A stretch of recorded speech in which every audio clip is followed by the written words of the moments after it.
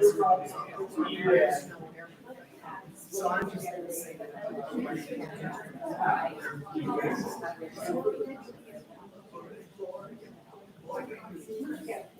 Hi, everybody. We're back. Live on YouTube. Let's see it going, I swear. I should stand over here. I'm a walker. I like to walk away and into the crowd. But if I don't stand here, the people out there won't hear me. So hopefully, Gail, it is. Did it come up? I mean, the post. No, you're not. No, you can't see me. It's just the slides. Should be slides and voice only tonight. I didn't bother bringing the camera because I'm sure everybody's sick of seeing me anyway.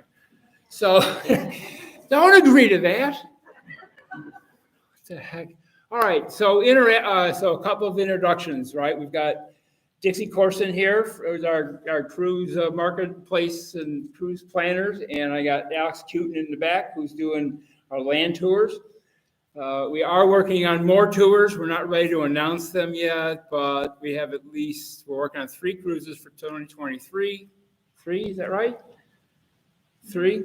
And a couple of more land tours this year yet, maybe. We're still working on it. And a lot of places to go.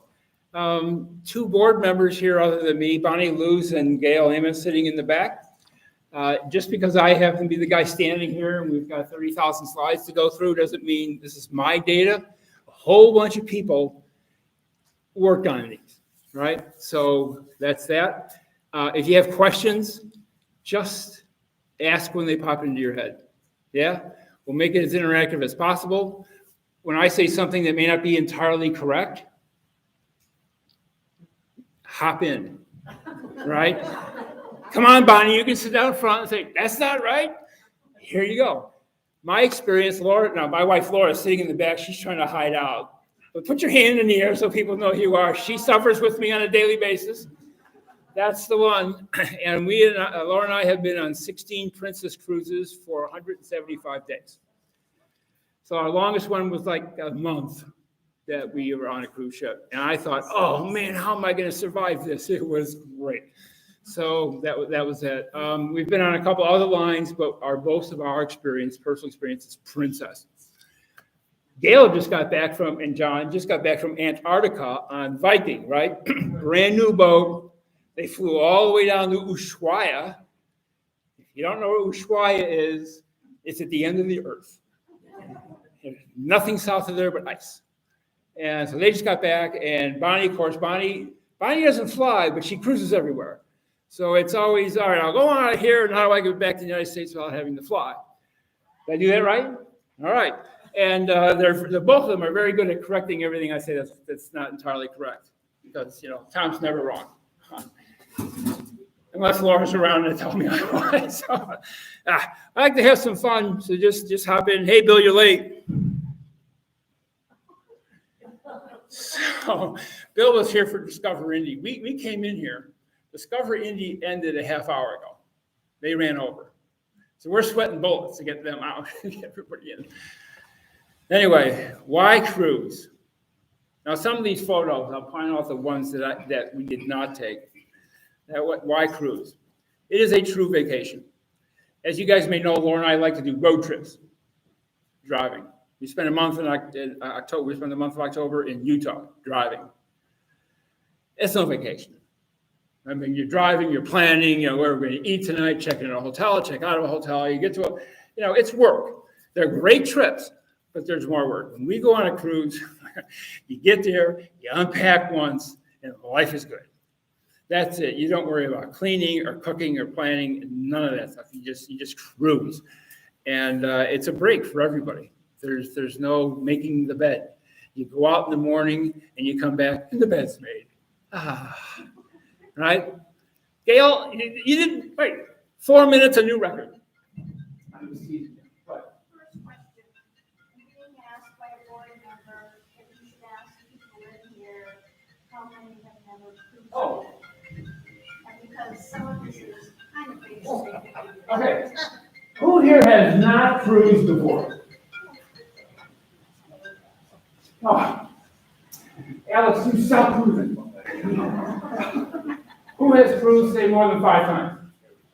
Wow! You're here for the workshop to correct me. So this is sharing of data for everyone. So I would say 5 to, let's say about 10, Gail, are not new cruisers. I just thought I'd tell you, Gail's been cruising for over 70 years. I hear she crossed the Atlantic on the Mayflower. I made it up. No, you were on across the Atlantic, what, 2 years old? Ish? 2 over and back to England, and then 2 more, 5, 11, 12 over and back to England. That's 4 times Atlantic. For a lot of people, it is going cruising. It's simply an adventure. You go anywhere in the world, you unpack once, and you get to see stuff that you would never see before. There's only one way to see Alaska. It's in a cruise ship. And you can go so many places. You can go to the cruise port. You can go to the port in Paris. And I think the cruise ships have a lot of courage saying, oh, yeah, we're stopping in Paris. If you look at a map, it is in the middle of the country, landlocked. So it's a long ride from the port, the real port, in the Paris. You always have to watch that. So it's a great option for group travel. You get a bunch of people together that are mostly friends. You get on a cruise ship, and you don't have to hang out with each other. I mean, that's the beautiful thing about a cruise ship. We went with a group of 10, and we all ate dinner together. And during the day and all of our planning and our shore excursions and all the stuff that we did on land, we didn't see any of our friends. You don't need to see everybody. And you start coordinating who wants to go here, who wants to go to this museum, who wants to go play with the monkeys. You can make yourself crazy trying to do that in a group. So we always got together at dinner, and we'd regale ourselves with the stories of the day and what we all did and what are we doing tomorrow, and then see you tomorrow at dinner. So it's one of those group travel things, but you don't necessarily have to hang together. No driving, no maps, no searching for restaurants. All the food on board is free.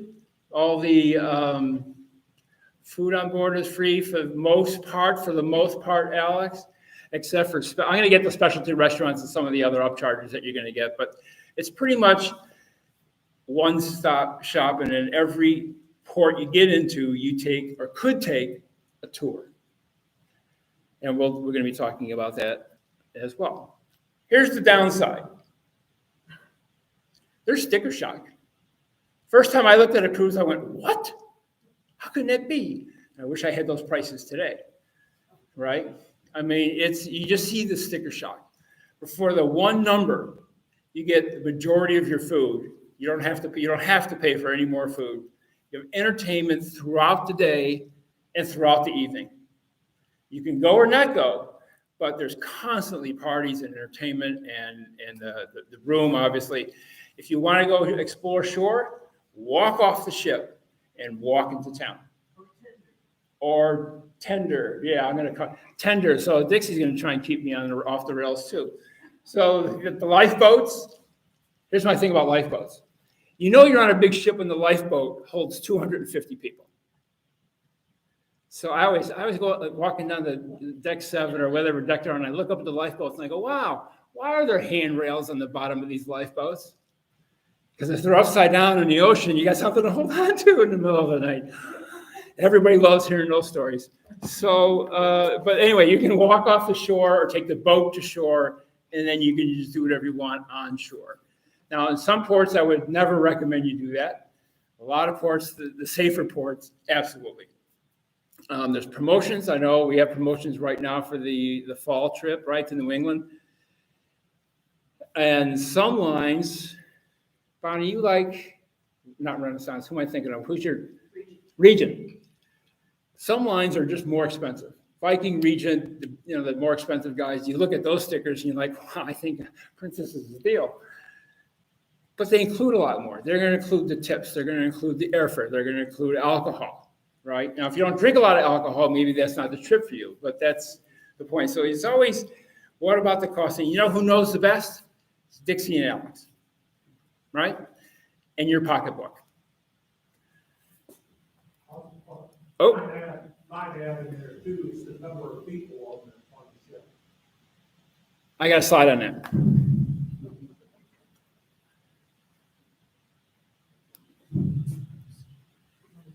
I thought I skipped the slide. So where do you want to go on a cruise ship? You can go anywhere, pretty much. Somebody was actually discussing for a while putting a cruise port in Phoenix.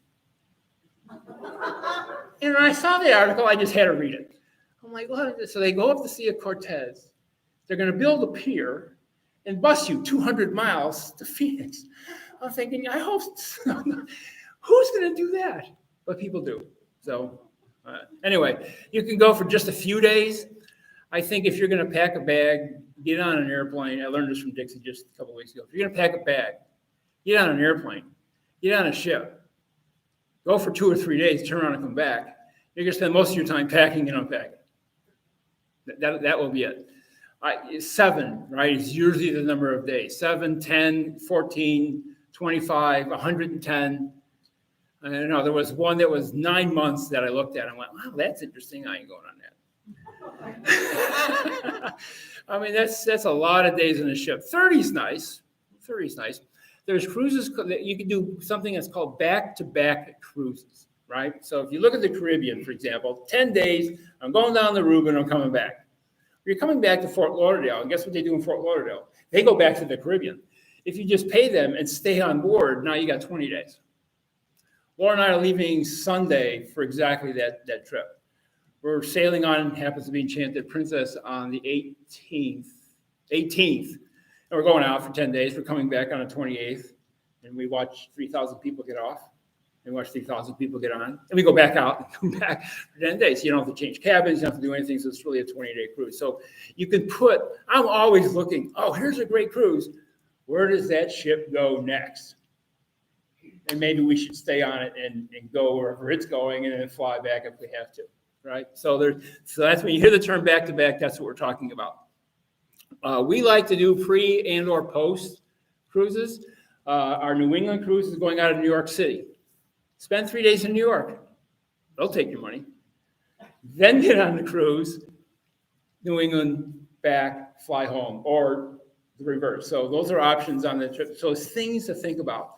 Laura and I went out of Venice one year, and we started in Paris. They're close. It's on the way. So there's just things to think about before. I always think, gee, if I'm spending all that money on airfare, going all the way there, what else can I do? Because the incremental cost above the cruise and the airfare is not so bad. And flying around Europe is really cheap, right? I mean, it's $100, $200, $300. Oh my God. The two of us, we like repositioning cruises. Y'all know what that is? It's a one-way ticket. So in the fall, the cruise ships, all the ships are leaving Europe. And they're going to the Caribbean. So you can get on a ship in Venice and wind up in Fort Lauderdale. And it's a great cruise, and it's not very much money for the length of time you're on. You know why? You're not stopping in a port. There's no ports once you leave Spain. So you're in Fort Lauderdale to stop in anyway. So it's just less money because they're going one way. They're simply moving the ship, and they figure, well, let's get somebody to go with us, and they can pay for it. Gail.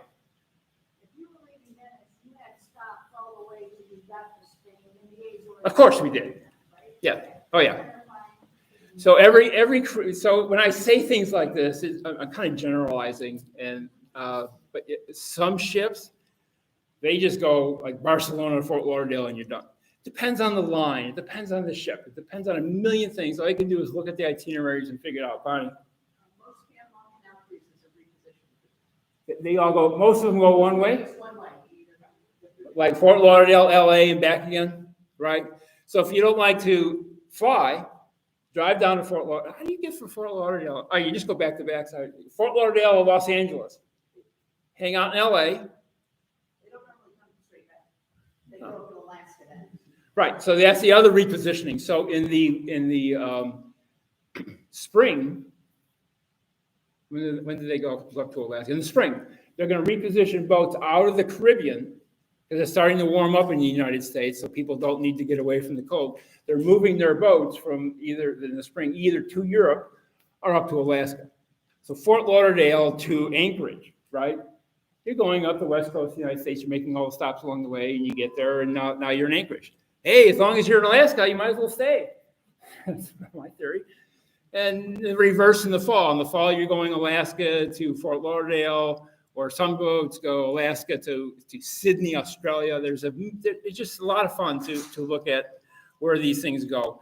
But they're less expensive than round trips. And the options, I can sit here and pontificate on options. So Alaska, this was taking long ago. Laura's got no gray hair here.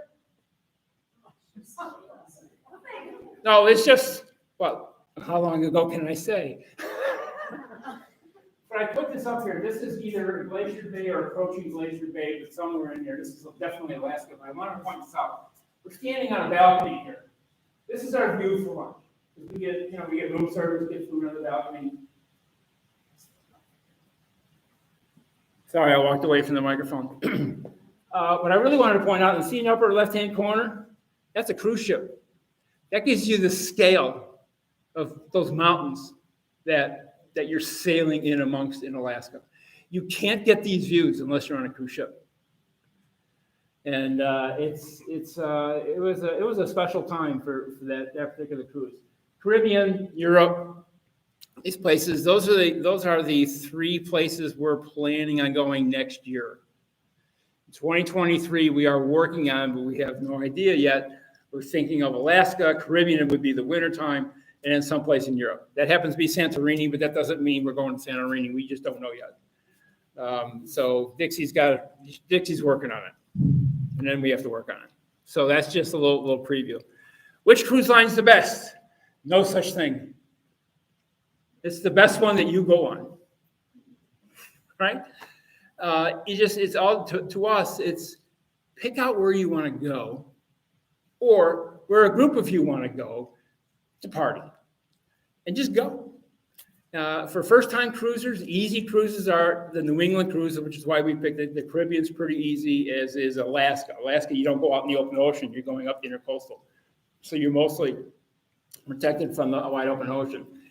The difference between cruise lines and what you dress and how you behave is in this picture. I found this picture about a week ago. There's Carnival on the left, and there's Cunard on the right. Right? And that pretty much sums up both those lines. Cunard is a much higher rated line, or I don't know, what's the word I want to use there?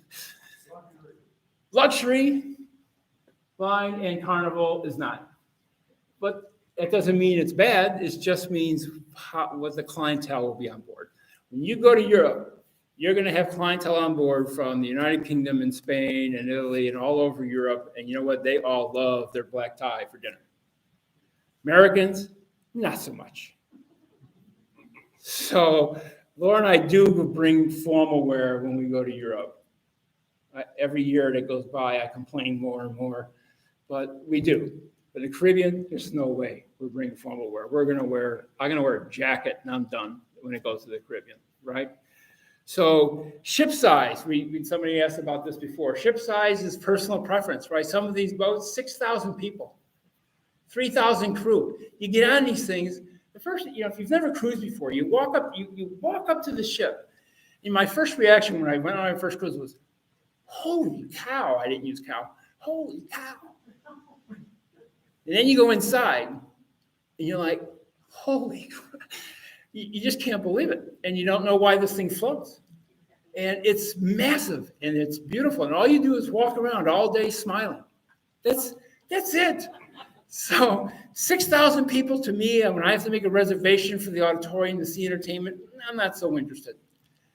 When you get 6 boats in St. Thomas, and they're all unloading 6,000 people on an island that only has, 20,000 population? You're unloading 36,000 people onto an island. Here's a hint. Don't rent a car, and if you do, come back early, because everybody's coming back at the same time. So there's things to consider. Some people love the big ships. They love the shopping. They like the zip lines. They like the water slides. They go out over the railing and come back in. And man, that's great. It's not for me. That doesn't mean anything. Only when Laura and I are looking for places to go. Some are just a few hundred. But Windstar, how many on Windstar? Do you guys know? How many on Windstar? You get about 300 people on basically a big sailboat, and you go through the Mediterranean. How romantic can that get? So, right? I mean, so it's all about the experience, and that's how I would look for a cruise line. If you have questions, use Neighbor. Just ask on Neighbor. There's a whole bunch of people in this community that love to give advice. Okay, documents, credit cards, and being safe. First of all, bottom line, use the safe in your room. Don't leave your stuff lying out on the bed. A lot of people are coming in and out of your stateroom. They're cleaning, they're vacuuming, they're fixing the doors, they're polishing the rails. There are people coming and going all the time. Don't leave a tablet lying on a bed. I left my laptop on the bed or on a desk, and jewelry sometimes we leave lying around. I go, honey, did you put the jewelry away? No. We've never lost a thing, ever, on a cruise ship, not once. Because if that rumor ever starts getting around, the cruise line's in trouble. So they're very safe. When you go to book, use your legal name that's on your passport.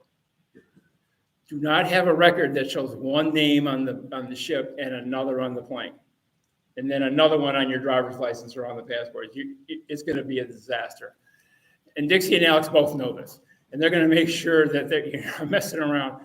I did that once. I showed up at an airport once without Thomas on the reservation, and they went, "I'm sorry, that didn't go well." Take precautions with your credit cards, and this doesn't apply just to cruise ships. When Laura and I go, we take multiple credit cards. We take 3 or 4. I will carry 2. Laura will carry the other 2. If she gets robbed, pickpocketed, or whatever, 2 are gone, but 2 are still good. If she was carrying all 4, we got to cancel all our credit cards. Now we have nothing, right? So split them up. We've been taking up the habit of leaving a backup credit card in the safe on the ship. So if we both get robbed, we still can play. We still got money, and we're good to go, right? Watch out for your international fees. If you're walking around Europe using a credit card, a lot of credit card companies want to tack on 3%. Doesn't sound like a lot. It is, yeah? So make sure that your cards that you're going to be using in ATMs and places outside the United States, you can use them outside the United States and they don't take 3%. Alex, did you have a question or? A lot of stretching. Stretching. But now that I've called on you. One of the things that we always do is before a trip, whatever I have in my wallet, I will take that to a copier and I'll copy everything. Right. So I know what was lost or stolen. Laura and I have started to get ready to leave on Sunday, and we've pulled out all of our copies of our credit cards. We put them in the copy or scan them front and back. They stay in the safe. So if we do lose our cards, we got the phone numbers to call. We got the numbers, expiration dates. You need all that stuff. Do that everywhere you go.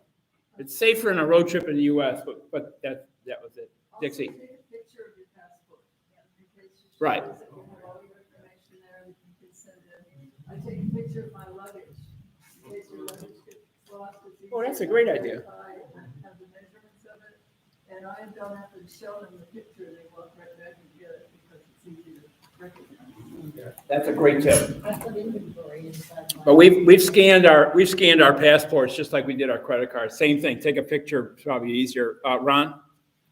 When it comes to cash, if you're going to a single country, let's say, we've found it convenient to go to the bank and get currency for that country and take that on board.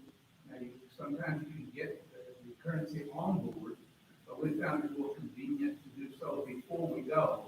And you just estimate how much you need. Second thing is, if you're going to Europe, you better get some euros and probably some coin euros and so forth, so you can go to the bathroom. Because you have to pay to go to the bathroom. For those of you that may be online, it's pretty much the tip there that Ron was talking about was to get local currency. And especially in Europe, have some coins or local currency so you can use the bathrooms. That's a great tip. Bonnie? Also, if you're traveling outside the United States with a passport, carry an extra passport picture in case your passport gets stolen. Gets a passport back in your hand much quicker if it's. We've taken up leaving our passports on the ship and taking copies with us. Now, some places when they go, "Can I see your passport?" Sure, and we whip out a piece of paper. They want my money more than they want to make sure I'm me, right? The the only way you get into trouble with that is that if you do get in trouble on an island or in a country and you don't have your real passport, the consulate's going to have a tough time with you. But if you're on an excursion, it so rarely happens. So it's kind of a risky thing to leave your passport on board, but we do sometimes. Depends on the port. Gail, John. A general travel tip for safety, at least I use, if you're going, take the minimum with you. And by the way, you can buy travel pants and they have zippered pockets. Really tough to get pickpocketed with a zipper. You can buy them at Costco, you can buy them online. Laura got pickpocketed. We took all the precautions. We read all the books. We went to Rome. We got it all the way through Italy. We went from Venice to Milan. They got to Rome, got rid of the rent-a-car, walking around. It was coming up on the last 3 or 4 days. And we knew better than to get on the middle car of a train.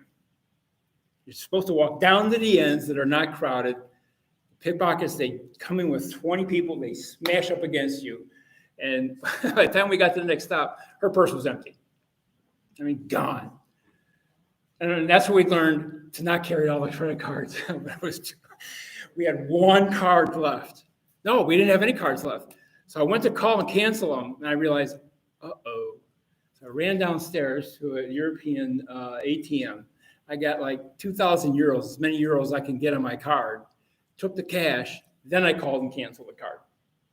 At least we had that cash to get through the rest of the, thank God it was the last 4 days of a fairly lengthy trip. So yeah, split up the cards, and you forget because we were in a hurry. And I go, no, come on, honey, and it's always my fault. Come on, let's go. And we get in there. That wasn't pretty. And then you go tell the authorities in Rome. Yeah, you're not getting your money back.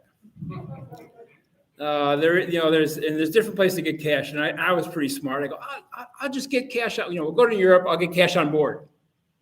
I go down to the ATM that's on board on the way out the door. Put my card in, put it in the buttons, and I needed, 400 euros. I got $400 US, which are like bupkis. They didn't change the cash over yet to the different ports. Now I got American money, which does me no good. Here's the elephant in the room. His name is COVID. It's changing every day, I swear. This morning I read that NCL, as of March 1st of this year, no more masks on board. No more on Princess after the 15th. Of March. There you go. It changes. I wrote this slide 4 days ago, and it's changed. So it's optional. Some people are very good with the mask. Some people are not. We have to have a negative test 24 hours before you board the ship. The timing of all that is not easy. You have to figure that out. And you know who helps you figure that out? These two. Right? I mean, they will walk you through, these are the things that you have to do. Well, I didn't get an answer, did I? We acquired a couple of COVID tests from Princess. We're going to take with us. It has something to do with an app and a video call and something, and they're going to watch us take it. I don't know. I'm going to do whatever they tell me to do to get on the ship. So this is a problem. Everywhere you go, it's just going to be a problem. You don't know if you're going to be able to get off the ship in name an island. You just don't know. You don't know if the Canadians are going to let you get off the ship in some port. It's just the way it is right now. And as far as safety goes, you got to judge your own thing, right? Laura and I figure we are vaccinated, we are boosted, we've been spacing as much as we can at Richmond Falls. And if we get sick, we figure we're not going to die. So we're going. That's it. That's us, right? If we get sick, then we get sick. We probably won't wind up in a hospital, and we probably won't be dead over it. But I won't be on the ship either. Very good, Gail. Because as soon as the ship finds out you have COVID, there's the door. Have a nice flight home. John. Just our experience with Viking in the last week. They're probably as far on the conservative side as you can be. Not only did we have to have a test 40 hours before we got what we got, we're going to Argentina. These are the PCR tests. Yeah, PCR test, not an allergen test. We got tested when we landed in Argentina. If you were positive, you're out. We got tested every day on the cruise, including first you did a written test, then we did a spit test for a PCR test. And again, there's no place to get off, but then you were locked in your cabin if you had COVID. And another thing that Gail went through, which was good information, if you've had COVID in the last 90 days, which Gail had 30 days before we went, you need a doctor's letter saying that you've recovered from COVID. And then PCR tests, none of those tests make any difference because you can continue to be positive even though you're not contagious. So if you can travel under a letter versus a positive or a negative PCR test. Here's the key, in my opinion. Follow what the cruise ship website says. And even though you read it yesterday, read it again tomorrow. Because yesterday, I got an email from Princess. I mean, we're leaving Sunday. Emergency notification. That was the title of the, I think, we're not going. It's your first time. Emergency notification. And I started reading through this. There wasn't one thing in there that changed from a month and a half ago when I got the last booking notice. I couldn't figure out what they wanted. I called my Princess guy and he goes, yeah, they're confused. Read. I mean, when it comes to COVID, that's the way it is. So here's the luggage process, right? For those of you who are relatively new, you will have cruise ship luggage tags. Here's a hint. Check them. Make sure it's the right ship in the right stateroom. You're going to be walking around without a lot of clothes, right? Attach them after you fly. A lot of people like to attach their airline boarding luggage tag and then attach the cruise one, right? Airlines don't care about that cruise tag. They'll just remove it. Now you're in trouble, right? Now you got to redo them. You cut your luggage. Now you don't have luggage tags anyway. So we always put them on after we fly. Sometimes that's more difficult than you think. When you arrive at the pier, ants, they're like ants. The workers, they have to get you on the ship and get the ship out of there by 4 o'clock. And the first arrival is like noon. So you have 4 hours to get you on and out of there. They rush up to the bus or the taxi or however you're arriving at the pier. They run up there and start grabbing bags and loading them on the ship. If those tags are off, if they're not on that thing, those bags are going on the ship whether they have a tag or not. You'll get them eventually. I take the little stapler, little tiny stapler. Dixie's saying I take a little tiny stapler. What Laura and I do, we're usually there a day ahead of time. We go to the hotel front desk. Can we borrow your stapler? And they go, sure. They have tags on, and then we do that. But either way, we always put them on last, right before we go to the ship, so they're pristine. They're actually readable because we'd like to get our luggage in our stateroom. Here's a hint that Laura and I learned the hard way. A lot of people learn the hard way. You know those small roller boards, the little guys, they go in the overhead bins, right? Bring one of those with you on every trip and never let go of it.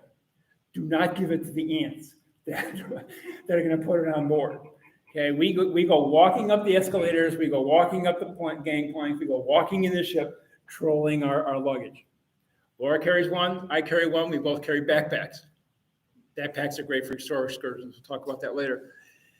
Inside the rollerboards are all your medications, because you may not see your luggage for days, by the way. Right? That's where I'm going with this. Generally, you get them before dinner. And we've never missed. We've never missed getting our luggage. We'll go out and go get at the buffet or something and walk around the ship. 4 o'clock, we get back to our stateroom. Bags are in front of the door. We've never missed. But we have our rollerboards in case, because we have people show up in the dining room. What happened to you? It's been 4 days. They have no clothes. They didn't pack a roll. So depending where you're going, bring shorts, long pants, a coat, or no coat, depending on where you're going. Your clothes. Any of your valuables. I wouldn't put expensive jewelry in the check luggage. That's just a personal preference. All that stuff's with me, especially you need shorts. You fly from here in the wintertime down to the Caribbean, you're gonna want shorts right away. Right? And the long pants don't cut it for me anyway, right? You need to get out of the stuff. And so we always have our rollerboards. Any thoughts on that? Yeah? Okay. Packing suggestions. If you've been with Travel Club long enough, you've had a presentation from Bonnie. When was that, Bonnie? Some time ago. About packing tips. And one of these days, if I ever get to it, I'm going to collect all the presentations and put them on Neighbor. But first of all, we'll try and get you Bonnie's. we always pack a backpack. Airlines let you take it on as a personal item along with the rollerboard, right? The backpack is good to sling over the shoulders, to leave your hands free when you're on a shore excursion.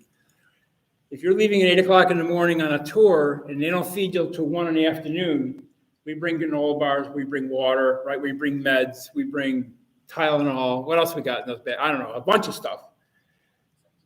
Sunscreen, right? There's a million things you could do. We always bring a power strip because we have 2 phones, 2 tablets. Well, I don't know what other toothbrushes have to be plugged in. Well, mine does. What? The Kindle. So we've got 5, 6 things we have to plug in. There's not that many plugs on a cruise ships. This may have changed. We just throw a power strip in there, we plug it in, and then we're fighting over the 4 or 5 slots that we have. We bring our flamingos. Can you see that flamingo? You know what that is? That's a little clippy thing. So Laura wakes up in the morning. I get the elbow. That means get up, grab the flamingos, go up to the top deck, get us some deck chairs, put the towels on them, claim them with the flamingos, because if you abandon one, the crew will take the towels away. And then we put the flamingos on the chairs that we want, and then we can go out and have breakfast and everything, come back. People generally do not take a chair that has a marker of some sort. I have seen balloons and lizards and geckos and all kinds of things on clips, holding the towels from flying overboard and marking your space. Laura brings a makeup mirror because the mirror is about that far away from where the desk is, and is seeing in that bathroom, which is the size of a very, very small phone booth most of the time. So makeup mirror, extra meds. Don't think you're going for 7 days when you're going for 7 days. You may not get back, right? Whoa. I don't know what do you, Bonnie. We did a cruise to the Caribbean, and our ship broke down. We had to spend an entire week in Barbados. Brutal, huh? It was all-inclusive resort. It was such a barrel. But the thing is, we had many people with us that did not have medication to last that long. And it became a crisis to get medication flown in. Some of them were injectable drugs that they needed. So always travel with lots of. Yeah, bring extra. We're going for 20 days. We're probably bringing them at least 2 extra weeks worth of beds. We just bring everything we have. Now, keep in mind that when you're in an American port, you can get refills, but you have to be on top of it. You got to order them at the right time. You got to find a pharmacy in the American port, and then you got to get there. I mean, there's things you can do, but you have to be prepared. Gail. I was just gonna say after that, because that is really important, but we need to talk about the upbeat stuff. It's getting a little scary. If I was a person, Well, you have fallen into my trap because the next slide is what could go wrong. Perfect timing, Gail. Thank you very much. Oh, God. Don't do it. So here's what I believe. Eyes wide open. Okay? Eyes wide open. Be prepared. Because things can go wrong. Laura and I like to watch Poseidon Adventure right before we go, so we know which way to go. Out the propeller or out the front. You can skip a port. And Gail, you had a comment on this. You book your own flights. You miss a flight, it's up to you to catch up to the ship. Good luck, because they will leave without you. If you're on shore and you are not with the ship excursion, like Laura and I always do, I look at the clock, I go, my ship sails at 4 o'clock, and the tour guide goes, what? You're in trouble. So if you miss something, you have to catch up. Here's the hint. Don't miss one. We've been trying to get to Normandy for years. It's on the bucket list. Finally, we're on a cruise. We're crossing the Atlantic. Where do we stop? Normandy. Great. 10 o'clock at night. Captain comes on. We're not going. The weather's so bad because if we go in there, we'll crush the pier. So we're just going to go to Southampton instead. I have a $1,000 tour sitting on shore waiting for me. And I had to beg them to give my money back. So things can go wrong. That's my point. And just be aware that things can go wrong. The other thing that can go wrong is the weather. Here we are. You see those white speckles? That's not dust. That there's snow. Okay, we got off the bus on this excursion in sneakers and 60 degrees in sun. And about an hour later, there we are with our backpack. The weather can go from rainbows, and this is fantastic, which is most of the time in the Caribbean, to getting stuck in the peat bog, which Laura did. You know, you're walking along and you hear your spouse going, help me, help me. You go, what does that sound? Laura got her boots stuck up to almost her knee in peat. So you can get sick. I'll get to the good stuff, Gail. I just, eyes wide open. I'm not here to sell you, go on a cruise and they have something go wrong, right? You can get seasick. When you're on a Zodiac boat chasing whales and you're waiting for a whale to come up and you are pitching and rolling in the Pacific Ocean, you better have something with you. Just saying. We take Dramamine, the non-drowsy stuff, first feeling of, I'm not feeling it, you take it. Before we get on this thing, we take it. I'm not fooling around. Who's been seasick? It's fun, isn't it? Oh, yeah. Feeding the fish. And it ruins everything. On the ship's tenders, the lifeboats, when you are getting off the ship and you got to get on a tender, Laura and I will count the people in front of us getting on, figure out how many more will fit. We try to get on last. You get on last, you're not sitting there doing this on a tender while everybody else gets on, right? So and we try not to sit underneath, and that's that. Okay, I'm kind of done with the bad stuff. Now there's the salespeople. Wait, before you go on, for seasickness, one of the things to do is eat green apples. Really? Yeah, eat green apples and crackers. Or ginger crystals. And ginger crystals. Ginger ale is great for it. Laura's our Dramamine pack. You can buy ginger beer. You can buy ginger beer. There you go. This is ginger from Hopkins. Talk to your doctor. Does something go along with the meds you're taking? I mean, I'm just saying. Okay? Dining options. You get on board, there are more bars and restaurants than you can shake a stick at. They're everywhere. Every time you turn around, somebody's trying to put a drink in your hand or food in your hand. There are barbecues. There are pizza joints. There are formal dining rooms. There are informal dining rooms. There's a buffet. Room service. If we're going on an early excursion in the morning, we got to be out of there at 7 o'clock. We have room service show up at 6:30. I'm not going up to the buffet and trying to get dressed and get up there and come down and make it so. Just get food in the room. Some lines, it's free. Some lines, charge. You can eat on your balcony. There's barbecues. There's barbecues on shore. You name it, you eat it. Dining rooms. A lot of people, I don't want to go to the dining room every day at 7 o'clock. A lot of them are just walk-in now at any time dining. So you have every option you could possibly think of on dining rooms. Formal nights. Guys love these. So this is a cruise that we went on with a bunch of folks when we used to live in a different Del Webb. And that was formal night. So the guys put ties on. That was it. Sometimes it's open collar and a jacket. A jacket is enough, but do not wear shorts. Depending on the line, right? I mean, just know that stuff. Be prepared. You should know these things before you pack. I already said Europeans are generally black tie. You could always eat somewhere without getting dressed up. In Europe, we dress up because we like the photographs that they take, and then we look at them and go, I'm not spending $100 on that. So there's things to do. Now, there's some luxury lines. Is that right, Bonnie? That was your line. There's out the door. Now, what does Viking do? Viking doesn't do formals at all, do they? Not on an exhibition ship. Well, That goes back to the previous one. The larger ship probably has more apt to have formal nights. The smaller ship has less eating venues and probably not as formal. On the trip to Antarctica, there were two gentlemen that brought sports jackets with them. I was proud to be one of them. If you like dressing up, you go to dinner, you feel good. Right. Dress. If you don't. They don't require it anymore like they used to. They do not. You don't have to take a jacket if you don't want to. I tell you why I bring a jacket. I get cold in the dining room. Just This is another tip on jackets. This is why It's the cat. there are travel jackets. There's travel clothes for everything. Yeah. I got a suit coat from Hager, it's a travel thing.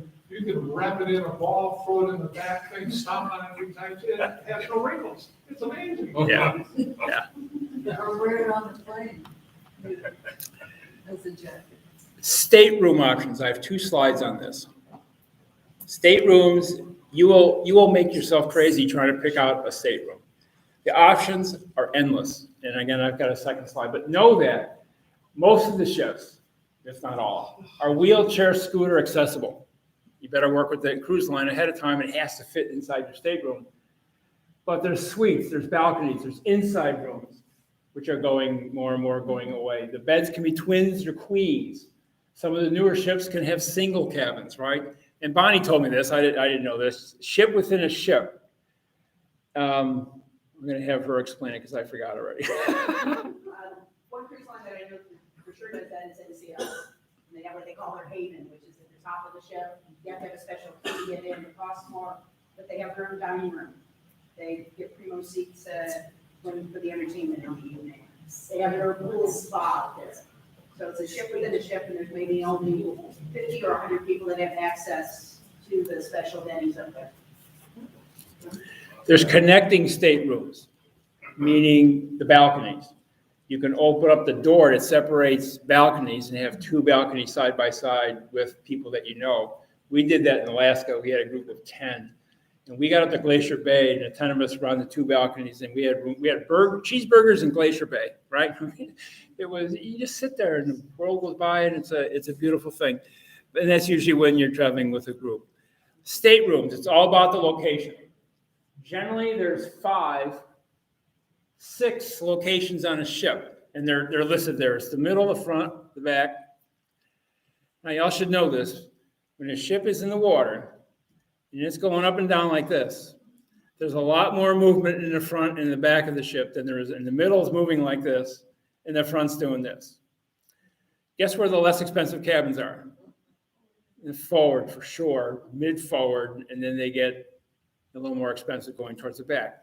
Aft, we usually get mid-aft, because it's not as expensive as midship.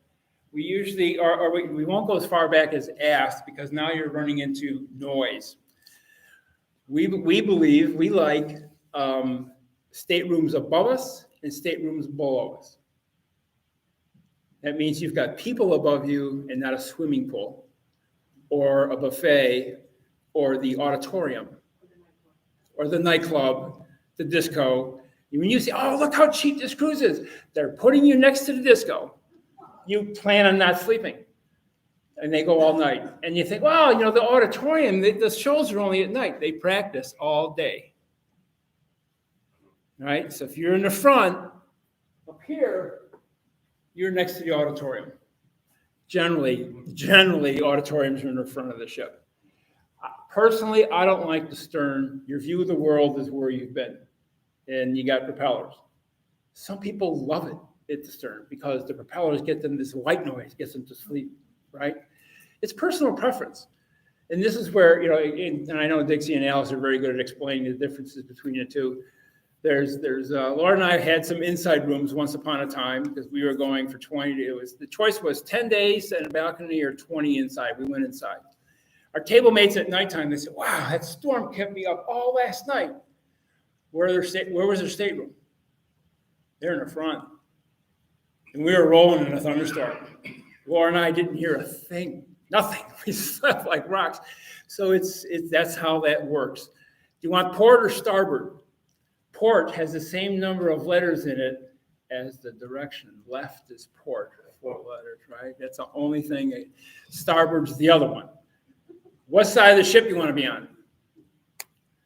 It depends on what you like. So on this New England cruise, you're leaving New York and you're sailing left side facing the land. If you like to watch land go by, port side. Because if you look at the return, it's pretty much out in the little open ocean, you get less of a view. If you're coming back, if you're crossing the Atlantic going one direction, you want sunshine, you're on starboard. So you're watching which, how you can tell what the best side is? Which cabins are available and which side sold out. So right? But then, and again, that's personal preference on whether you want the, sunshine. So here's what this is what a balcony stateroom looks like. I probably stole these from Princess. I did. This is the same room, only two different directions. You got the big 55-inch on the wall. That's on-demand movies. There's news, BBC, CNN, Fox, all that stuff's on there. This is configured as a queen bed, the balcony, the bathroom. There's plenty of storage. We've never been short for storage, ever. So I wouldn't go crazy. That's the stateroom. Amenities, lots of them. Whatever you want on board, you got it. When we do back-to-backs, we're going out for 10 days and we're coming back. A lot of people on that ship are getting off in Fort Lauderdale. We will be doing laundry because nobody else is doing laundry. The ship is pretty much empty at that point. So we are refreshing all of our stuff for next year. So we plan that into our sea days. If you have a day at sea, we're not in port, we will plan how many clothes to bring on, when can we get laundry done and refresh our stock, so to speak, right? There is laundry on board. You can give it to your stateroom person. And if you like spending about $8 to have a pair of underwear laundered, do that. Questions on that? We good? A typical day on board, there's no such thing. Every day is different. Every day, and this is Princess, so I have to give you that. Every day or every night, we get one of these in our cabinet. It's called the Princess Patter. I think they're going online now with this. I don't know if we're actually going to get a piece of paper. What? They don't do this anymore. Aw. It's on your medallion. It's all on right there. There's an app called the Medallion. No, Ocean something. I forget.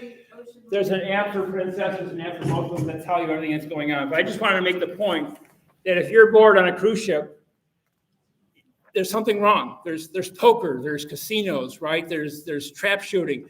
We got our neighbors who are bocce teammates of ours to go play bocce on this ship tournament. And we got wrapped up with a couple of guys from God knows where, and they go, look, we got these old guys. We're going to wipe them out. Guess what? It didn't work out very well for them. We're on deck 16 here. We were at the top. And you think our courts are, the ship is rolling and stuff. Didn't bother us. We would wait. I would wait for the ship to start moving, and it would roll this way. They were so angry. I almost felt bad, but I didn't. I brought a couple of medallions to pass around so that people can see, they can see what they look like. They sell, if you want, you can buy a bracelet or necklace they fit on, or you can just get it. We just got mine to put them on. What Dixie is saying, if you don't hear, she's got a bunch of these. They're called, this happens to be Princess. I don't know what it is on any other line, but this is an electronic gizmo that you put in your pocket, you wear around your neck. Do not drop this in the ocean. This unlocks your door. You get within 10 feet of your door, your stateroom, unlocks the door. They know who you are. They know where you are. And you walk up to buy a T-shirt, they know who you are, and they just charge the medallion. Right? This makes everything really simple when it works. Technology. Bill. Wait. Bill.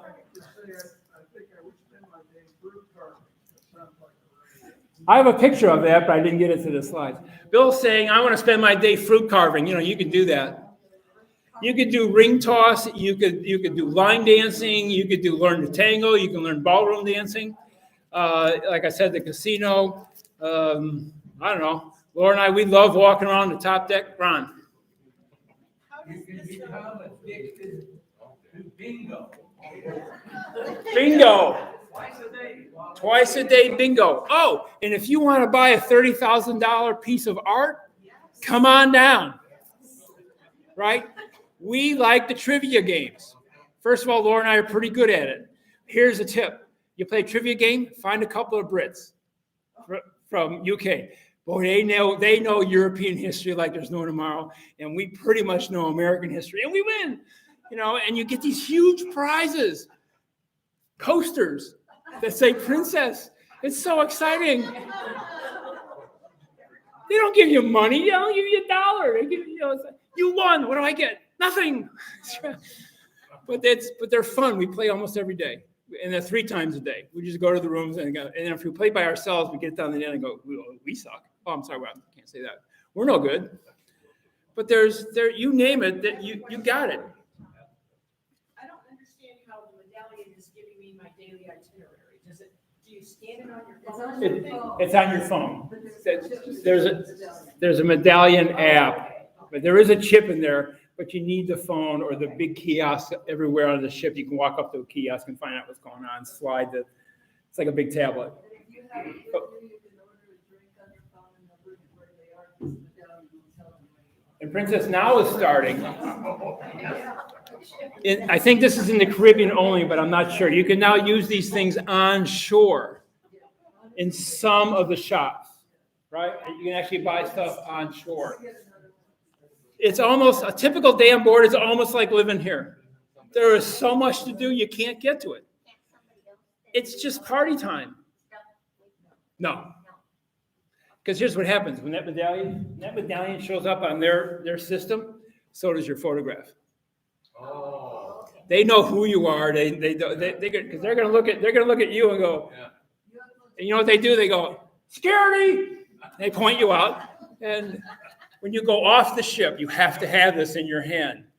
They scan it. They look at your face. You're off the boat. They know you're off, No more waiting. but no more waiting. So they give this to you, or we have to buy? They give this to you. They mail it to you. They will mail it to you unless you forgot, like I just did, and now I don't have the time to get mine in the mail, and I will pick mine up at the pier at Fort Lauderdale when we sail. It sounds like a Disney World magic. It is, yeah, when it works. But they'll sell you, wristbands and I put it in my pocket. I'm done. Yeah. So yeah, the fruit carving's for you, Bill. I know it. I'm feeling it.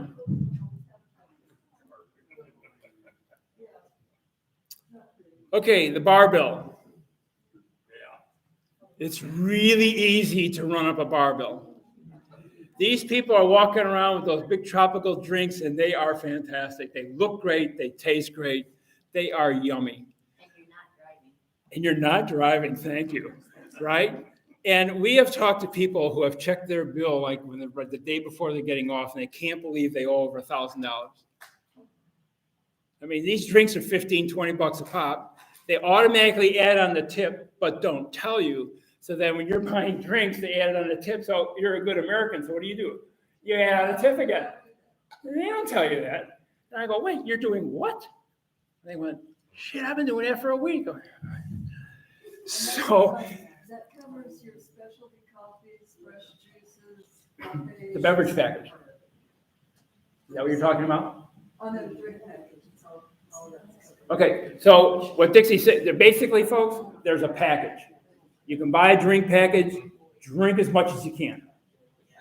Laura and I are not big drinkers. We're just not. We have wine with dinner, and I drink most of it. And we just don't drink during the day. It's bad enough doing this on the ship without any alcohol. So if you get the beverage package, any bar, any place, they walk up, they see the medallion, it shows up on their kiosk, they know what you ordered last time, and they'll just say, would you like the same thing? You say yes, and they just get it to you, and you don't have to talk to them. So, I mean, there's some fantastic, there's some nice things you can do. You don't have to have it. It depends on who you are and how much alcohol you're going to put away. Some people bring their own. They try to, smuggle it in the suitcases. The cruise ships are smarter than that. They x-ray it all on the way in. Right? You can buy it on shore, and they take it from you as you reboard the ship. And they go, you can get this when you're leaving the ship.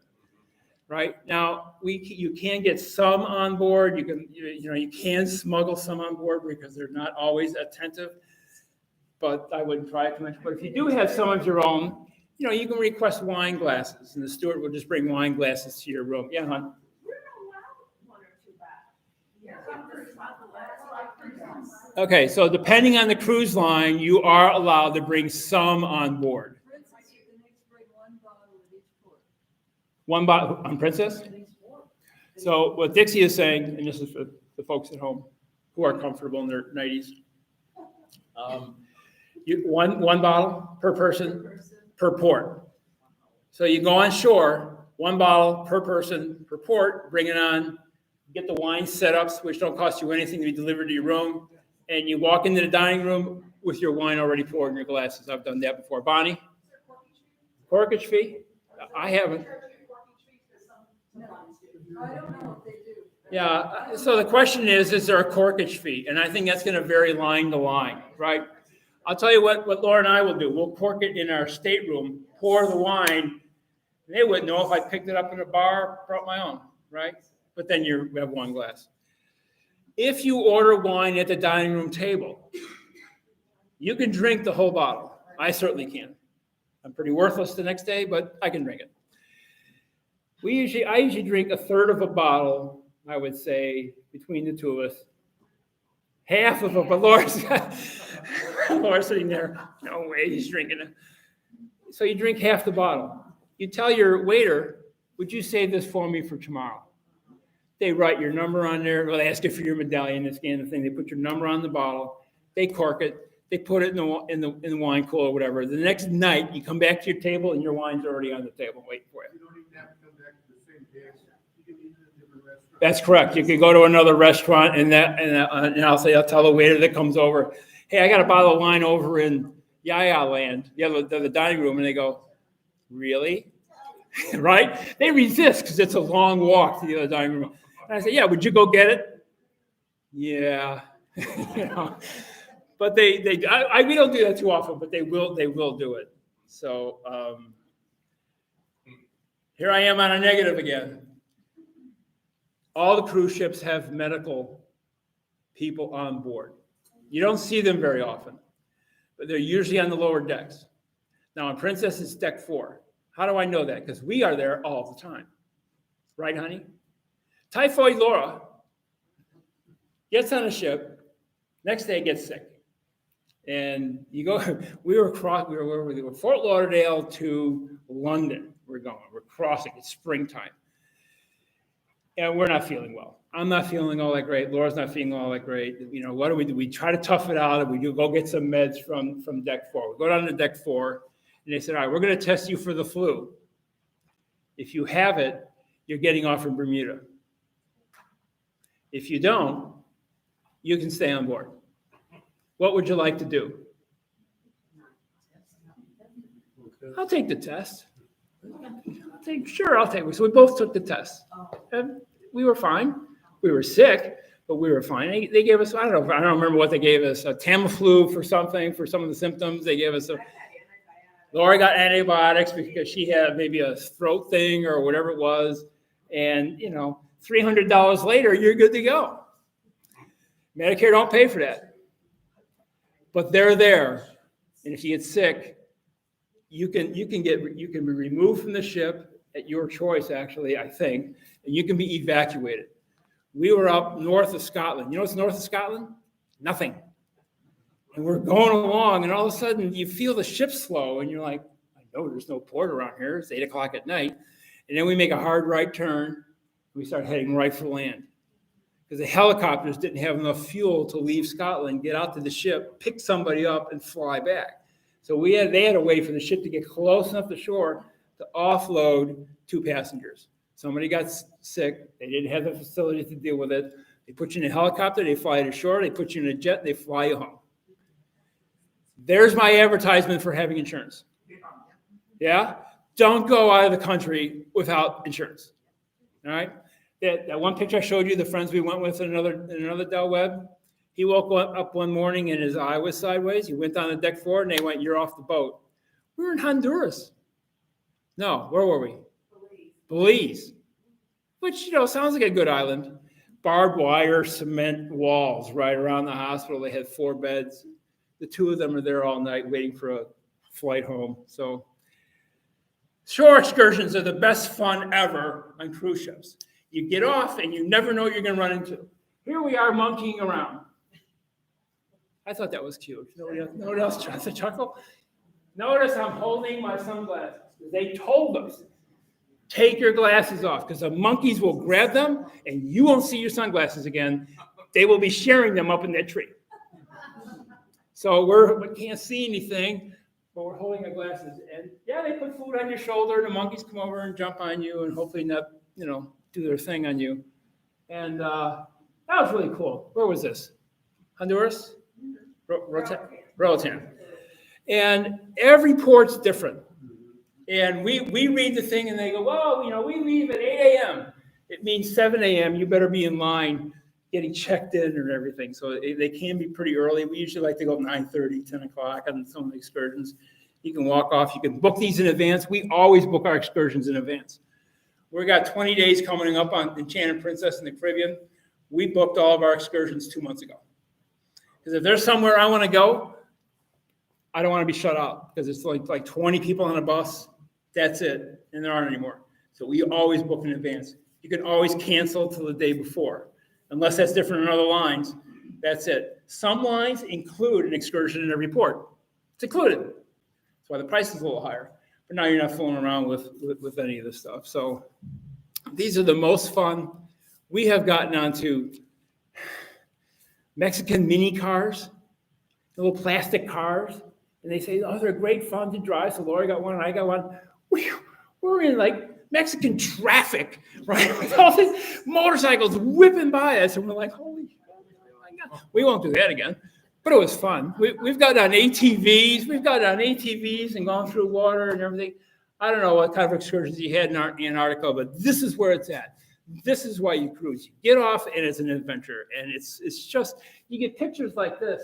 You just don't forget that stuff. Yeah, I hit a monkey once. It's a great conversation. Being in port, here's the other port we were in. Look at this thing. When I'm in port, I walk into a room, I'm standing on a carpet for some reason. You're like, why is this room moving?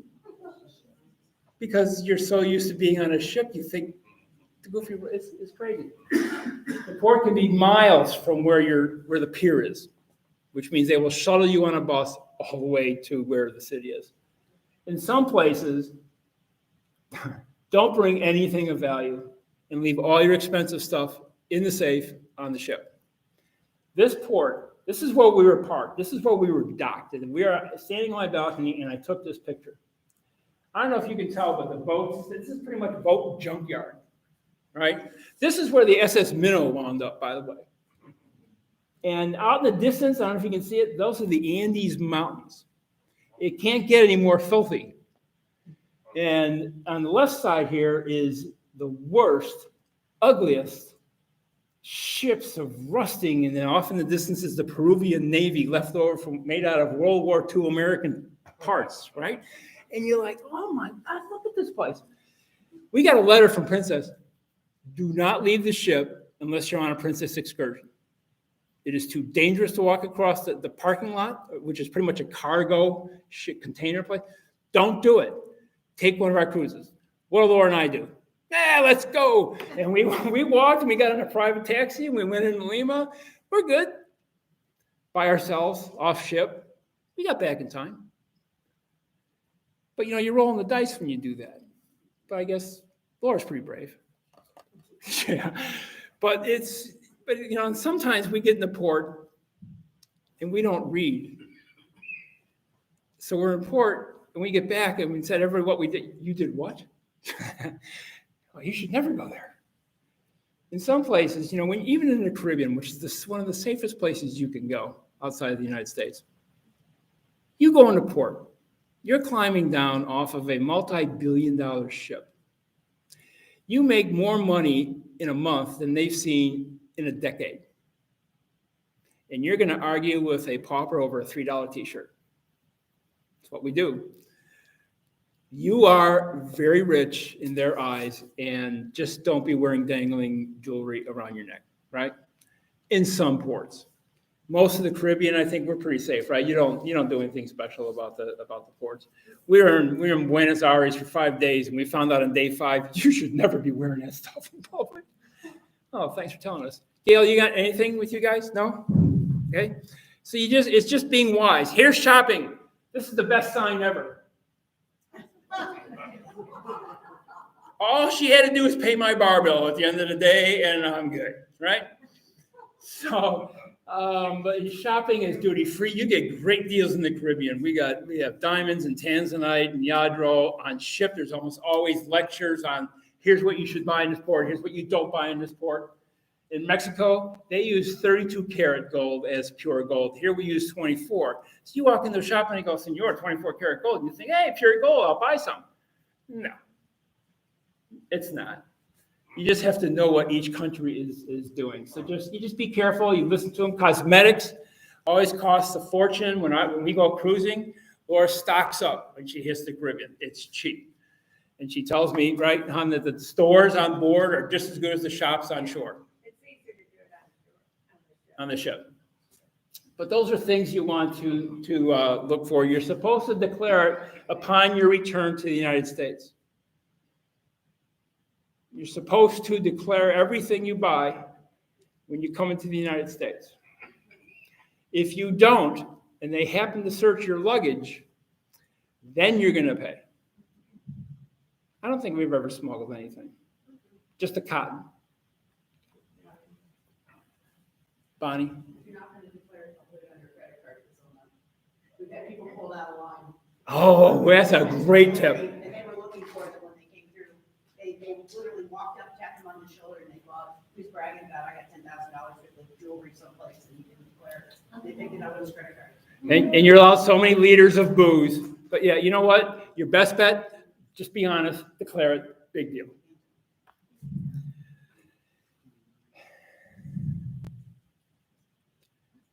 When you go to book a cruise, Dixie or Alex would walk you through all this stuff, but there's ways, we talked about insurance, that returning passengers get usually it's a 10% deposit. I'm not going to worry too much about that. When you get off the ship, when you get on the ship, it's crazy. It's crazy time. You stand in line to get inside this big building, and you think you've made it. And you get inside this big building, and it's like 10 times the size of this room. You're like, and there's people everywhere. And you're like, what have I done? That was our first reaction when we ordered a Royal Caribbean cruise back a long, long time ago. I went, oh my God, this is terrible. You go through the scanners and the airport mazes, and you get searched, and everything goes through the X-ray machines, and you're checking in. And back then, it was like taking passports, and now it's all a lot more electronic and it's a lot faster. But it just feels, just beware, it feels overwhelming. It feels that this is crowded. What have I done? Once you're on board, you won't see those people again. You don't know what happened to them, but they're there. But you don't know, they just seem to disappear into the woodwork. When you see passengers jumping the line, they're usually with status. The crew comes out. Oh, look, you got a black medallion. We'll put you in the front. So don't start screaming at people who are seeing them like us at Australia. When you're getting off the ship, it's a crazy time. They got to get 5,000 people off, and they got 5,000 people on. They got 6 hours to do it, and all the luggage. There are people everywhere. Just deal with it, right? You have to wait your turn to get off. You got to wait your turn to get on. And this is very intimidating as well. Heads up on this. You're leaving tomorrow morning. You're getting off the ship. They want your luggage out in the hallway the day before. Here's a hint. Keep some clothes to put on in the morning. Because once your luggage is gone, it ain't coming back, right? I was gonna share, we were just on the Royal Caribbean last month, one that she's gonna go on shortly. And the way they handled it when we disembarked is they had everybody stay in their staterooms. And they would call room numbers from here to here. Oh, it's so much better, you're not crowded. I don't know if you heard that, but we on Royal Caribbean, they had everybody stay in their staterooms, and then they called groups of staterooms. On Princess, they want you out the door, out of your stateroom by 8 a.m. I'm just saying, every line's different. The last day can be tough. And when you finally get your number called, you get off. You better not have left this in your stateroom, because the only way to get off the ship is to have this on you. They scan it, they know who you are, and then you can leave. Then you get off, you go down the escalator, you're back in this massive room. You know the massive room you started with? This room is twice that size. And it's a sea of luggage, as far as you can see. Just luggage everywhere. You better have remembered what color code they gave you to put on your luggage. Because if you don't know you're in the red group, you ain't never gonna find your luggage until everybody else is gone. It'll be the last one left. So remember your color, go up to the color. And then when you get to your color, there may be 1,000 bags in a long line. You gotta go through them one by one to find your bags. This can be very intimidating. You get your bags, you got the backpack on, you got the rollerboard, we got the 4 bags, we usually go with 4 bags. You're not done yet. You gotta get in line for U.S. immigration. They gotta make sure you're an American, passports and everything. And customs. Fill out the customs form, have your luggage checked. And all this is a one big rat maze, like in Disneyland. You're waiting back, and you're doing this. My flight's leaving in 20 minutes. You ain't making it if your flight's leaving in 20 minutes. You should tell the ship when your flights are so they know when to let you off to make your. I think the right advice is book your stuff through the cruise ships. They make it a lot easier.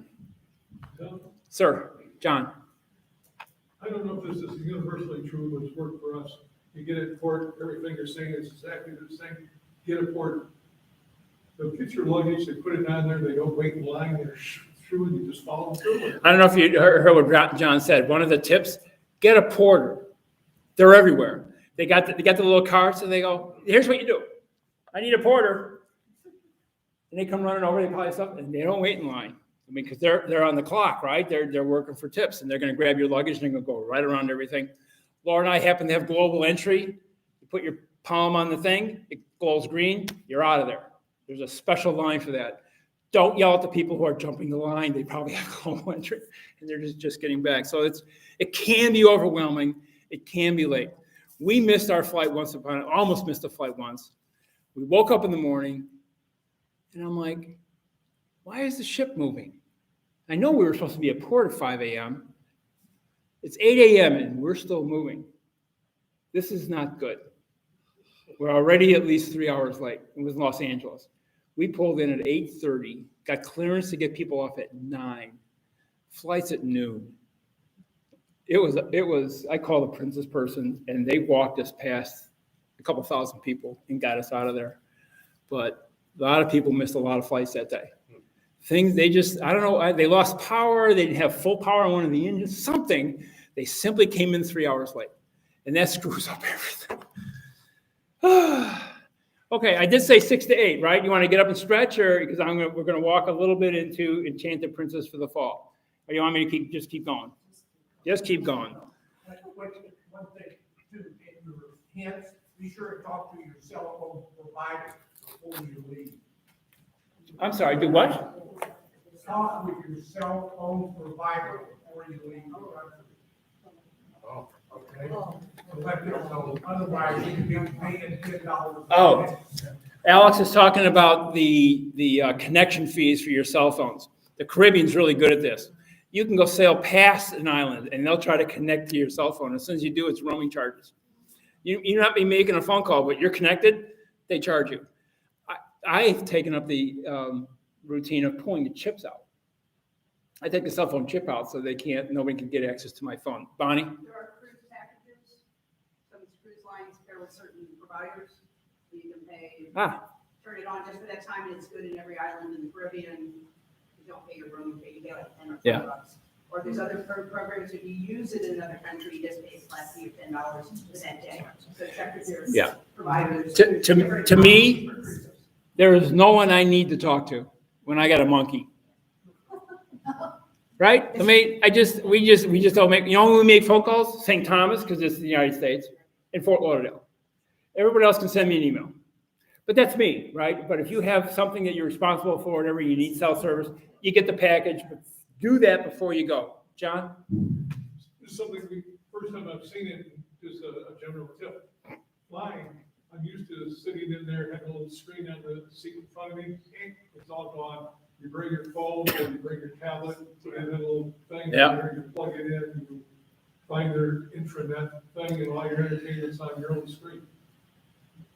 So you want to have your tablet or your phone, whatever you want to use, available for you. We always bring our phones. We bring 2 tablets, and Laura brings her Kindle, And that photograph of the flamingos, Laura sitting on a deck chair, that was Peru someplace. We didn't feel like going anywhere. We had the boat to ourselves.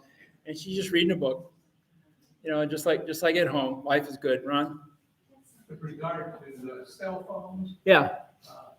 my spouse and I find it very handy to be able to communicate by cell phone. When you're in port, you may want to go, and you might get lost in each other and so forth. So what we do, we always go online to our provider, and I don't know what it's like. I have been cruising for 2 years now. But, Yeah. well.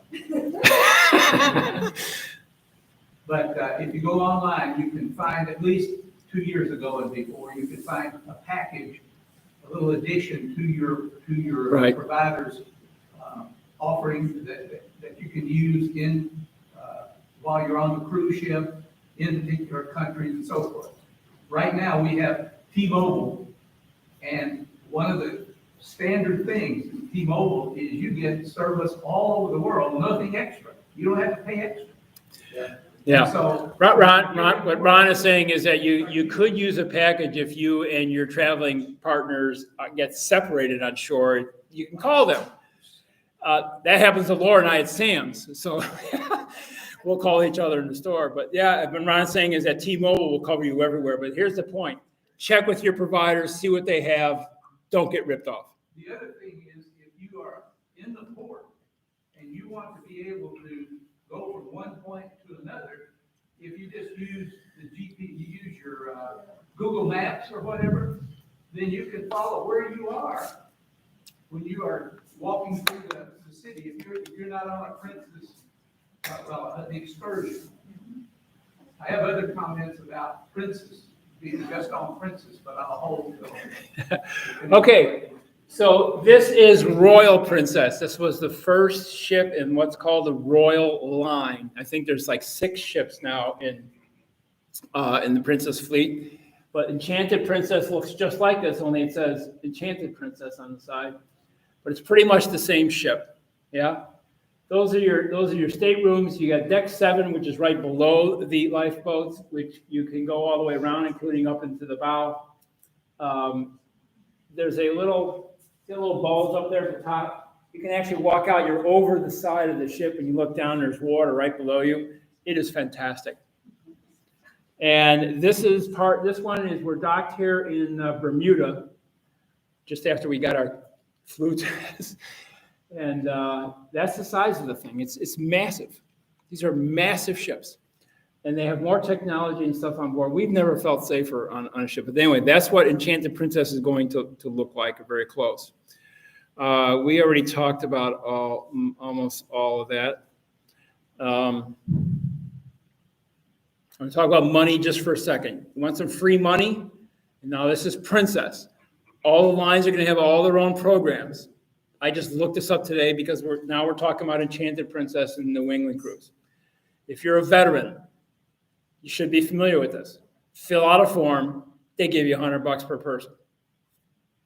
If you're a past passenger, when you go to book, make sure they know because you're going to get a discount. Of course, they would know. If you own stock in Carnival, CCL, Carnival owns Princess, Anne Holland, and Cunard, and some others. If you own stock, at least 100 shares, they'll give you $100 on a 7-day cruise. The stock is selling right now for about $23 and change, so you get $2,300 worth of stock. You get $100 cash. Now, when we're going on 20 days, we get $250. Now, there's the deal. So I got 100 shares of Carnival. They give me $250. They don't give you the cash. They give you a credit that you get to spend on board, right? And can you use it for something else? No. Can I use it against my fare? No. Can I use it for like a massage? Yeah. Because they want you to use the services and stuff. Not the casino either, right? Because they want your money. Let me tell you about these cruise credits. We get a bunch of them, and we blow through it like there's no tomorrow. Because we're not getting the package, so we don't get a lot of the package that you're talking about. But that's just us. Future cruise credits, to us is the best deal going. But I don't know the other lines, so you guys could maybe get help here. Only on board you buy a future cruise credit. You give Princess $100. So Laura and I, we'll give them $200 or $400, depending on how much cruising we think we're going to do. So let's say I give them $100 each. So that's $200 I just spent out the door. I now have $200 in my account on Princess. The next time I go on Princess, they let me use that money to pay for the cruise, and they give me $100 each. So I'm doubling my money. By giving them 100, you get 200 back. If you don't use those cruise credits in 2 years, they refund the $100 to you. We've been sitting on cruise credits for 3 years. Let's go cruising. COVID. Shoot. We booked something. COVID. We have been stacking up cruise credits for 3 years now, right? So it's a great deal. Here's the downside. If you're going on Princess, you buy cruise credit, it's good on Princess. Not so much on Royal Caribbean or anybody else. And we don't know who we're going with next. So you just have to know that that's there. They will be selling it. You'll see a lot of data about that. Here's the auditorium on Royal Princess. Again, it's the same ship. There's about, 1,800 people, if I remember, 1,900 people in this room. That's deck 6 up on top. Deck 5 is the stage. This place is massive. It's an LED screen the size of this wall, if not bigger. And the shows are fantastic. Every night, you're up in the bow, and you're wondering, how can these people do those dance moves when I'm in my seat doing this? I can never figure that part out. They have tours behind the scenes of these places, which are great fun. Here's the atrium. These are 3 floors, deck 5, 6, and 7. That one actually is Enchanted Princess. Shopping, the casinos, the bars, the entertainment. International Cafe is open 24/7. This is where I have to go every morning to get Laura her coffee and her almond croissant for the balcony reading of the newspaper in the morning. That's our routine. And that was some time ago, just a couple years. The top deck. This is my favorite deck, personally. I love it at nighttime. We go up there after dinner, right before we're going to go back to stateroom and go to sleep. We've had this habit for a long time. Once around. We walk once around the sun deck, which is at nighttime. It's dark. It's a little cooler. You walk out on this rail. You're over the water. You can see the lights of the islands and other ships out. And it's just something about it. You know, the human body has the same percentage of saline in it as the ocean. Why do I know this stuff? I don't know. But you break down the human body, the percentage of salt in your human body is the same as the ocean. You know why? We came from the ocean, so somebody said. And that was in some John Kennedy speech back from whenever he was president. I don't know. Yeah, I'm a goof. That's what you can do. But anyway, we love the top deck. Did you have a question, Joey? All right. So we love the top deck. There's the fountain is in the middle, which probably doubles as a helicopter pad. It's lit up at nighttime. The pools are lit up. It's hard to explain. Here's the casino. I used to use the casino a lot, and then I found out it was getting really expensive. I'm a terrible gambler. This is the front of the ship. This is another one of the pools. See these cabanas? They look great. They rent them to you.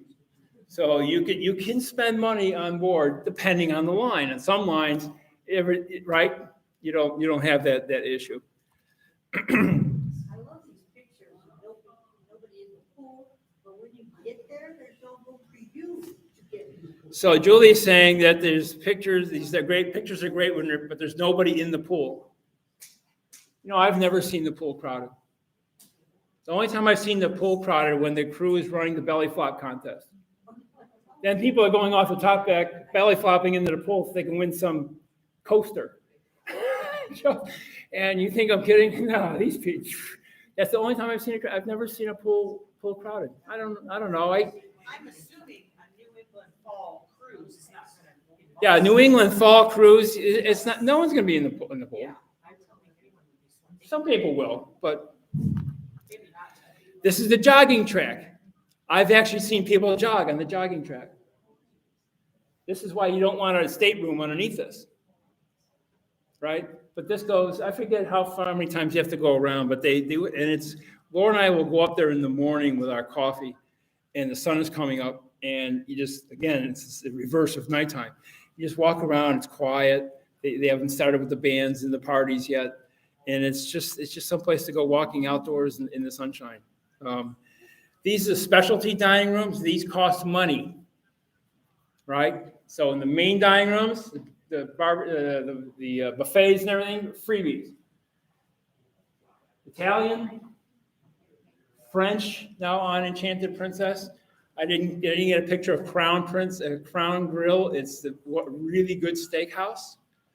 I think Laura and I will go in there with other people, and we'll get family style, right? We'll get, would you like the asparagus, the spinach, or the corn, or this? Yes. Just bring it, right? You see, I'll have all of that, and they put it on the table, and you pass it around with some friends, and you have a fantastic meal doing that. So the chef's table, I've always wanted to do this. We've not done this yet. This is in the middle of the main dining room. You need about 8 or 9, 10 people maybe to go in there. They enclose you in glass beads, and the head chef with his 3-foot hat comes up and cooks for you tableside, and it is a big deal. And we sat close to this once when people were inside there. I could not believe the amount of food that they rolled in there. I mean, I was getting a lot in the main dining room, and they just kept and they're cooking tableside. It is a big deal. So if you have a group of people and you want to celebrate something, maybe it's $100. I really don't know. Dixie, do you know what the chef's table is? It's a fee, but so what?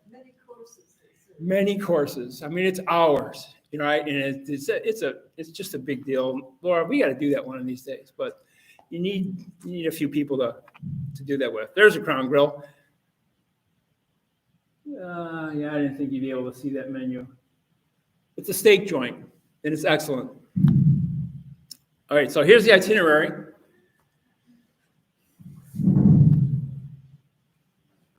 If you've not been to New York, you may want to go a few days in advance. This is the place that is completely safe. Laura and I were walking through Manhattan one night. She goes, "Is this place safe?" I go, every corner, every spot in Manhattan is completely safe. Right up in a minute, you're robbed. I mean, it can happen anywhere in any big city. So that's just the way it is in any American city. But New York is a great place to take a tour of some sort. You go down to the 9/11 Memorial and pay your respects for what happened. I was there 3 weeks after 9/11, and the thing was still smoldering. It is a very sobering place to go. It's just a great place, in my opinion. I would never live there, but I like to visit. So I don't know much about these. Gail, you're from Rhode Island, right? I mean, I don't know. This is the Gilded Age thing. I don't know if you want to talk through Newport at all, or. Well, the first thing is that cruise line is never gonna fit in the harbor, so you will be motoring in from somewhere, God knows where. But yeah, no, you can just get off and walk. Downtown is pretty chintzy Lake Caribbean now with all the t-shirt shops.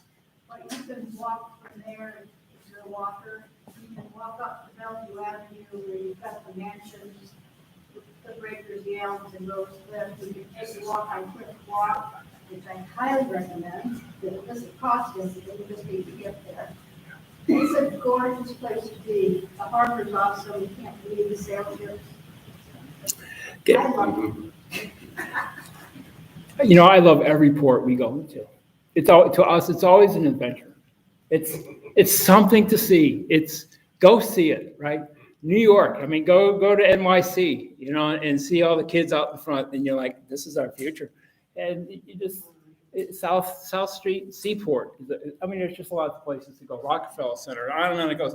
So Newport, I've not been there, so I can't talk much to it, but there is a tremendous amount of data on both websites, right? And Dixie's got, I don't know if you guys ever clicked on her link, but every port, read about it. In this case, you wait in the dining room. Princess will call your number. You will go down the stairs to deck 2 or 3. You'll get on one of those lifeboats, and in the shore you will go. And you'll get off onto a pier. And when you walk off that pier, you know what you're going to find? About 30,000 people saying, "Would you like a ride? Would you like a tour?" There's just people everywhere because they know you're walking. So you can get off. And we've done that. We've gotten off a ship and just hired somebody we found. And we've come back alive so far, so that's good. Where did we do that? We shouldn't have. Jamaica. Ooh, that was exciting. Dude, are you high or are you just gonna drive on the wrong side for a while? Boston. Have you been to Boston? You gotta go. Freedom Trail, Bunker Hill, Paul Revere. Laura and I went to Mass in Boston. We walk into a place, it's in Italian. I go, honey, it's in Italian. She goes, yeah, but we kind of know what's going on. All right, fine. It's a great walking tour down Freedom Trail. Bonnie? Boston, where the ship docks in Boston, is one of the few ports actually has bus service right to the terminal. So if you don't want to take a tour, it's easy to take one of the buses across the harbor into downtown, where you can get right to the Freedom Trail, the north end. There's plenty to do there. It's so historic. You can get in and out. Ron? For us, having an excellent tour guide go on the Freedom Trail made that excursion off the ship memorable. So we bought the excursion off the ship, went on Freedom Trail with a wonderful tour guide. Ron is saying that they got the tour guide to go on Freedom Trail. And you walk the green stripe through Boston, where this is where they first read the Declaration of Independence. Here's where the British soldiers opened fire, right? I mean, here's Bunker Hill. I mean, it's hard to explain this stuff. To us, to me anyway, this is it. We can eat, and we come back with 5 pounds each, easy. But this is where it's at. Try not to pass up any of the excursions. Bay of Fundy. What's unique about Bay of Fundy? Am I saying that right?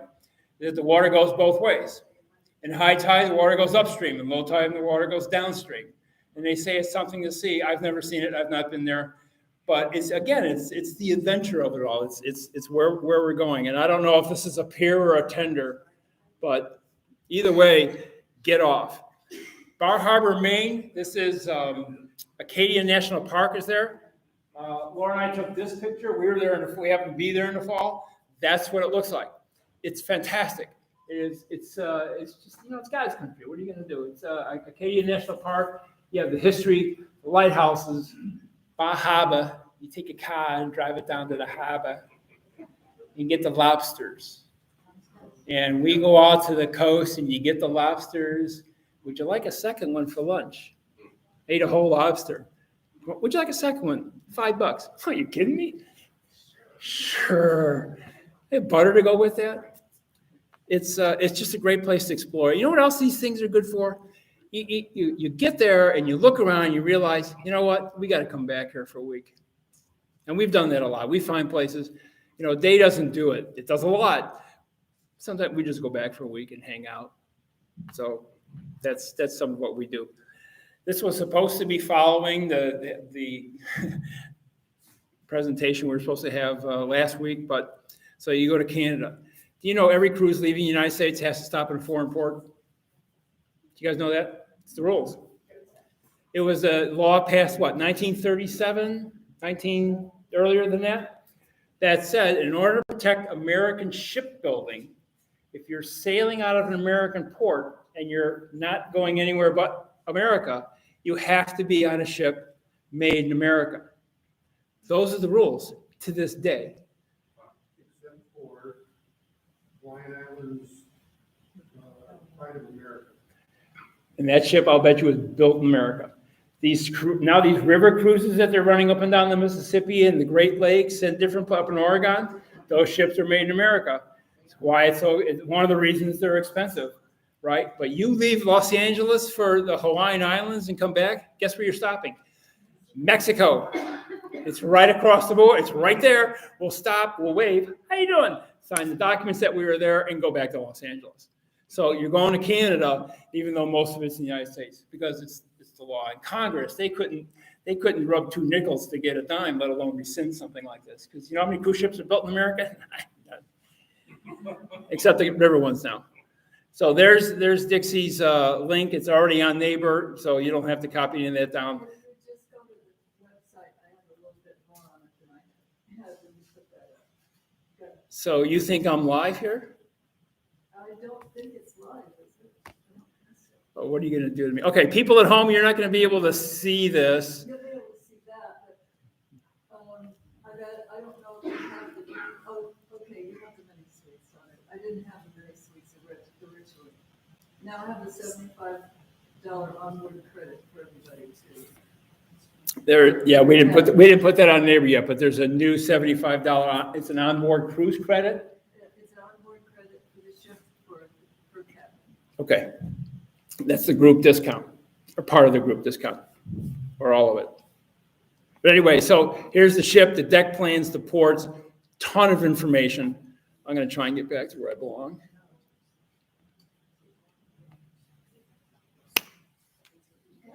That's it. Questions? I know it's hard to sit in these What chairs. size ship, was that a 6,000 person ship? Sorry. Was that? Oh, Enchanted Princess holds, I'm guessing 3,100, Oh, okay. So 3,000. We always think 3,000, another 1,500 or so in crew. So you got 4,500 on board. But here's the thing, I'm sorry. 3,000 people can fit. The CDC right now is limiting everybody to 60%. So the maximum we're gonna have when we go on Enchanted Princess is 1,800 people. A ship that big, 1,800 people, we'll have a place for ourselves. It's even with 3,000, you can always find a spot to sit by yourself. It's incredible. I mean, there's tools and decks, and there's just stuff everywhere. Try not to put more than 12 in a hot tub. Stay